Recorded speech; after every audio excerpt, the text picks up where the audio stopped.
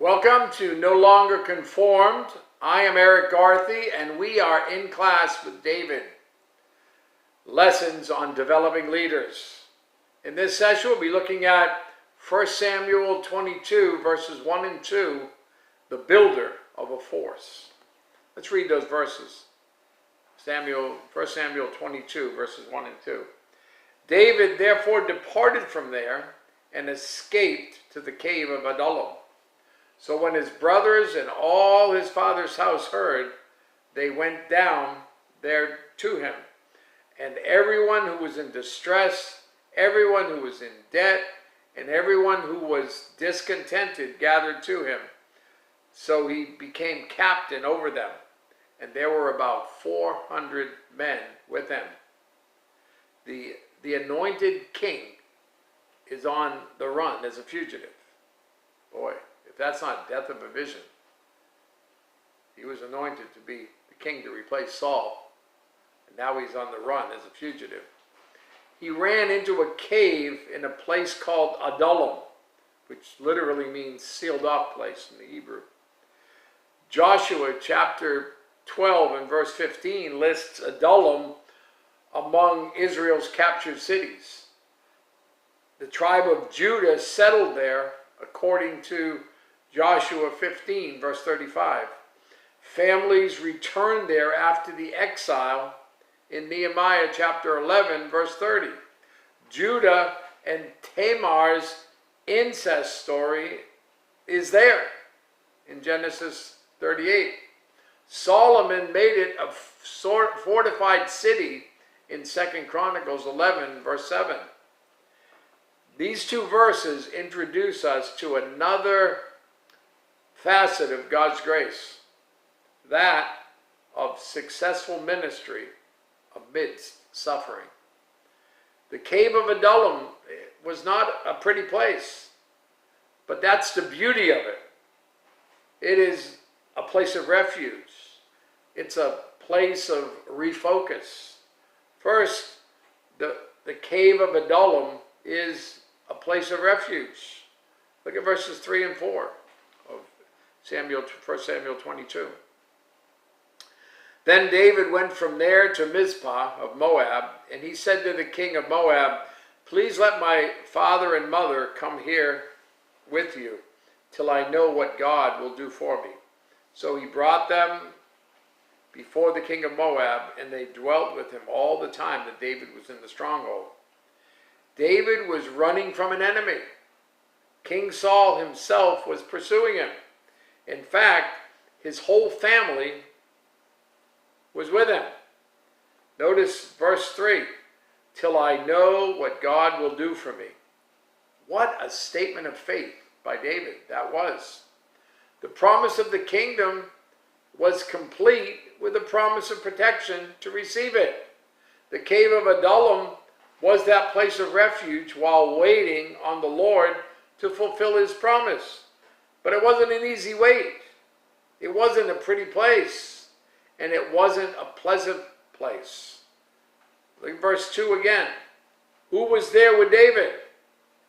Everyone who was in distress, everyone who was in debt, and everyone who was discontented gathered to him.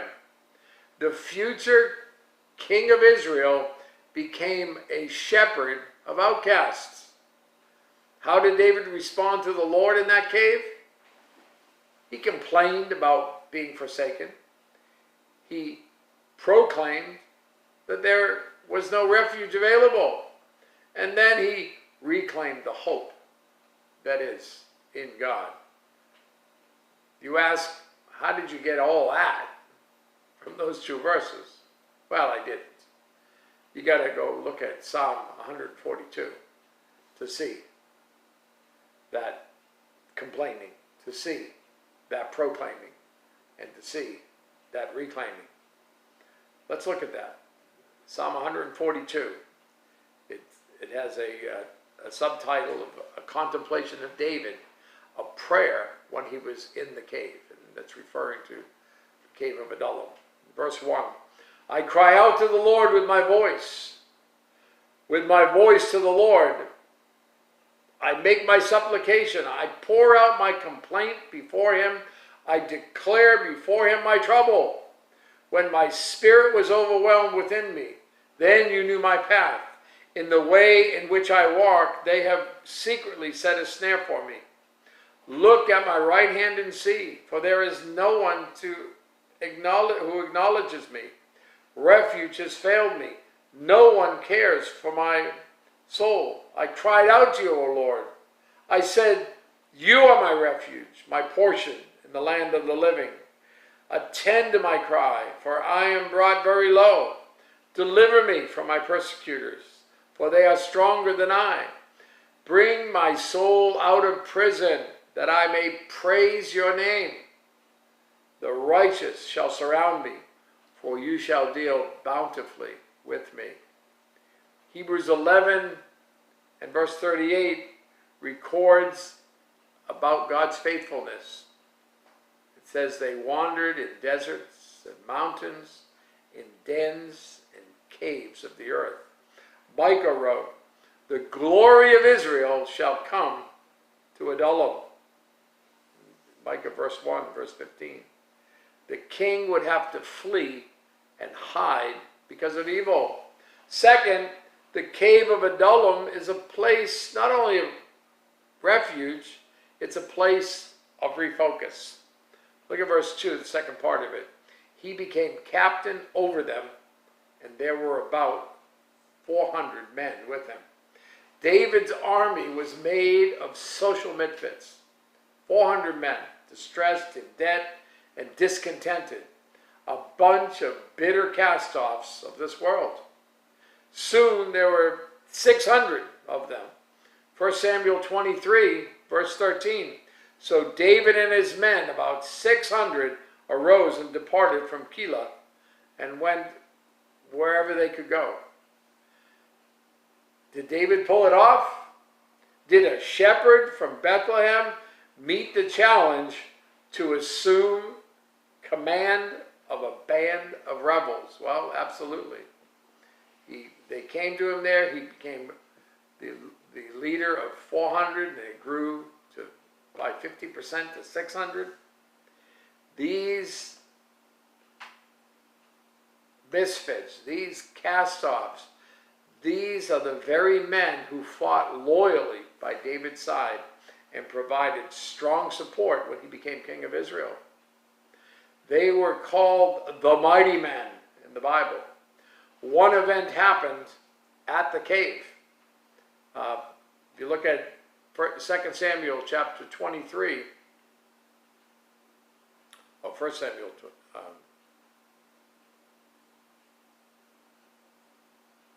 Samuel 23, verses 13 to 23, verses 13 to 17. Then 3 of the 30 chief men went down at harvest time and came to David at the cave of Adullam. And the troop of Philistines encamped in the valley of Rephaim. David was then in the stronghold, and the garrison of the Philistines was then at Bethlehem. And David said with longing, oh, that someone would give me a drink of the water from the well of Bethlehem, which is by the gate. So the 3 mighty men broke through the camp of the Philistines, drew water from the well of Bethlehem that was by the gate, and took it and brought it to David. Nevertheless, he would not drink it, but poured it out to the Lord. And he said, far be it from me, O Lord, that I should do this. Is this not the blood of the men who were in jeopardy of their lives? Therefore he would not drink it. These things were done by the 3 mighty men. And then if you look at verses 18 to 23, now Abishai, the brother of Joab, the son of Zeruiah, was chief of another 3. He lifted his spear against 300 men, killed them, and won a name among these 3. Was he not the most honored of these 3? Therefore he became their captain. However, he did not attain to the first 3. Benaiah was the son of Jehoiada, and the son of a valiant man from Kabzeel, who had done many deeds. He had killed two lion-like heroes of Moab. He also had gone down and killed a lion in the midst of a pit on a snowy day, and he killed an Egyptian, a spectacular man. The Egyptian had a spear in his hand, so he went down to him with a staff, wrestled the spear out of the Egyptian's hand, and killed him with his own spear. These things Benaiah, the son of Jehoiada, did, and won a name among 3 mighty men. He was more honored than the 30, but did not attain to the first 3, and David appointed him over his guard. The group of misfits in that cave with David makes an important point about God.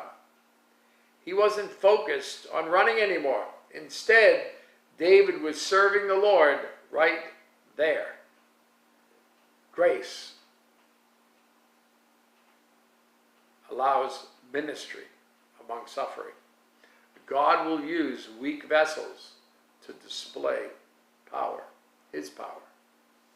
As their captain, David received those in distress and made them useful to him as king of Israel. And the son of David, Jesus, also receives those distressed souls who will make him their captain, and he will make them useful servants to him as the King of Kings. That's grace. Is Jesus Christ the captain of your soul? You have a great day.